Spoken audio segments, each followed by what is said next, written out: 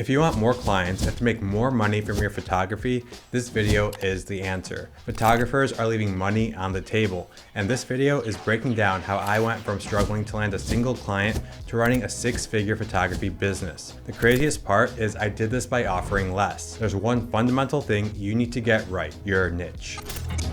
This video is teaching you how to zero in on your niche and go from a jack of all trades to a master of one. Clients will perceive you as the expert, and because of that, you'll be able to charge a lot more money. By the way, if this is your first time here, my name is Chris Pieta. I teach creative business and run a product photography company. And yes, I have a single niche. My company only offers food and beverage product photography. Why do we even need a niche? And once we find one, how can we quickly narrow down our focus and become the expert in a category even when we're pretty new to that category? Story time. When I was learning how to make money with photography, I tried pretty much everything. My photography background was landscapes and street photography. That's how I learned photography, and that's the kind of photos my Instagram was filled with. My friends and family all thought my work was really good. They tell me they love my photos, so I figured it wouldn't be that hard to make money from it, right? Wrong. Having great photos and making money from your photos are two very different things. You can post incredible photos on Instagram and get thousands of likes, but that doesn't mean you'll make any money from the photos. When I tried selling my prints online, a few people actually bought them. But when I did the math, I quickly learned that I would need to sell a lot of these to make a living from it. I didn't think that was possible. So I started looking at other niches out there. I tried portrait photography. That was fun and I made some money doing it, but it didn't sound that appealing to me. I did lifestyle photos of models all around Chicago, but I couldn't figure out how to monetize that. I considered doing real estate photos. I refused to do weddings because that seemed to be what every photographer was doing. Eventually, I stumbled across product photography. Something clicked and I really started to like product photography. And then I wanted to start working with clients. A coffee shop I was selling prints in was beginning to let people pre-order the coffee online before they even got to the store. I saw this as an opportunity. I approached the owner and I told them I could take photos of their coffee so that people could see what they're ordering on the app. I didn't realize this at the time, but that was actually the perfect pitch. I identified a problem and I provided a solution for that problem. I did the shoot in the coffee shop, and that was the start of my product photography career. I kind of accidentally stumbled upon it, but at the same time, I was trying out everything. I was seeing what I liked, what clicked with me, and what could generate money. After that first photo shoot, I realized that product photography ticked a lot of boxes for me. So I began building out my portfolio. I just photographed products around my house. These were all food and beverage products. I liked product photography and everyone said to niche down, so I focused on CPG, food and beverage brands. This was partly because of that first coffee shop photo shoot and partly because I was working the food industry at the time. I was doing regulatory work in the food space, so I knew a lot about the industry. So there was my niche that I was going to try and make money with: food and beverage product photography. What lessons can you draw from this story? If you want to find your niche, you need to try a bunch of things out. Be radically open-minded to trying new things. The more you try, the more opportunities you have to find something you like. The funny thing is, my niche didn't stop there.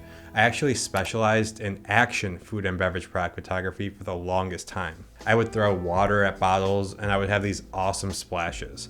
I would throw coffee beans into a scene so it looked like it was raining coffee. This was highly technical. I needed the perfect settings and the perfect timing, and I was having a blast capturing these photos. I'm a very technical person, so this was again the perfect fit for me. I found a way to bring my personality into my niche. Let's talk about why I niched down so heavily. I wasn't a product photographer. I was an action food and beverage product photographer. That's what I did. Action photos of products for food and beverage brands. I niched down super heavily so that I would pretty much get rid of my competition. How many product photographers have you seen on Instagram? Hundreds. How many action food and beverage product photographers do you see?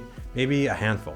That's so important early on in your career. You need to stand out. If you can become an expert in a very narrow niche, it'll be way easier to find clients within that niche. The goal is to become an expert in a field of very few people, and you can do that. All you need to do is keep niching down. You don't even need to be an incredible photographer. You can be good, and because you own your niche, you become the best option for clients to work with. How powerful is that? This next part of the video, I'm going to walk you through step by step how to actually find your own niche. But first, if you're just starting out on your creative business journey, I have a free checklist that will walk you through the steps you need to jumpstart your creative business in 30 days. It's got over 2,500 downloads. It's free. Grab it in the description below. What makes the perfect niche? All throughout business history, three broad categories of niches have existed that have been wildly profitable: health, wealth, and relationships. All around you, there are companies in these niches. Health. Lose 10 pounds in 10 weeks with our supplements. Join our gym to get shredded. Eat these foods to look lean. Wealth. Learn how to make thousands in the stock market. Get your real estate license and make money on the side. Start a YouTube channel to make money from ads. Relationships. Download our app with 10,000 single people on it. Come to our bar to meet people. Have a wedding at our venue. You get the idea. You've probably heard of each of these businesses because they always exist in some form or another. What we're going to be doing is taking our genre of photography and applying it to one of these three bubbles. Let's keep these three in mind while I introduce the next part of what makes a perfect niche. A perfect niche has 4 criteria that we should strive to meet. Number 1, it's in pain. There's a pain point, whether physical pain, emotional pain, financial pain, there's some sort of pain point. Number 2, they have purchasing power. They have money to actually buy your services. Number 3, they're easy to target. Can you identify who your leads are, or are they a very vague category? Number 4, it's a growing market.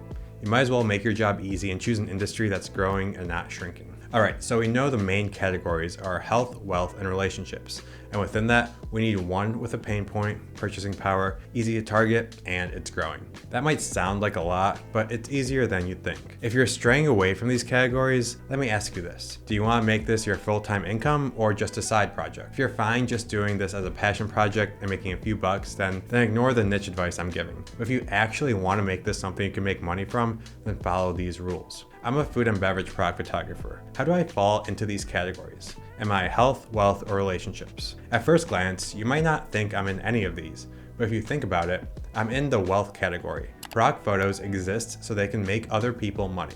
When someone improves the product photography of their new iced coffee brand, their sales go up. They increase their wealth. Now, what is the pain point of my target audience? The pain point is that they have bad photos that aren't generating sales and aren't increasing their brand awareness. Do they have purchasing power? It depends on the size of the company, but generally, most of these CPG brands have a marketing budget to spend. They realize the value of a good photograph. Now, are they easy to target? Yeah, just Google food and beverage brands and you'll find thousands. Are they growing? Well, the direct-to-consumer market has been exploding over the past few years with e-commerce, so I'd say yes to this one as well. And that's how you walk through this little exercise to see how your niche falls in line. If your niche doesn't check all the boxes, that's okay too. But the more it checks, the easier it will be to make money from it and get clients. I'm gonna walk through one more example here, a niche a lot of you are into, I bet. But first, this whole section of this video is inspired by the book $100 Million Offers by Alex Hormozi. If you want a better understanding of this whole process of picking a niche, then read that book. Okay, I know a lot of you are headshot photographers. Does a headshot photographer fall into health, wealth, or relationships? Well, it depends on who you target. If you target actors and business people, then your headshot makes them money because your headshot helps them land jobs. If you target single people on dating apps, your headshot solves their relationship issue by making them stand out more on the platform and land more dates. Let's run with the second example. What's the pain point of a single person on a dating app? Most likely they're lonely and they want to get rid of that pain. Do they have purchasing power? This depends on the age group that you target. If you photograph 18 to 24-year-olds, you won't get paid much. But if you target 50-year-old divorced dudes, they've got deep pockets for your photography. Are they easy to target? This one's a bit trickier, but you can use Facebook ads to target by relationship status, age, city. So if you run ads, this will be easy. And are they a growing market? Well, more and more people use online dating these days, so yes. There we just took a boring old headshot photographer and turned them into a headshot photographer for 50-year-old online dating profiles. Way more profitable. You can start to see how this can apply to your own niche. Experiment with different niches and do this exercise. It might take you a few tries, but eventually you'll land on something that sticks. If you're new to this, grab my free checklist to jumpstart your creative business down below. That's all I got today. My name is Chris Pieta, and I'll see you next time.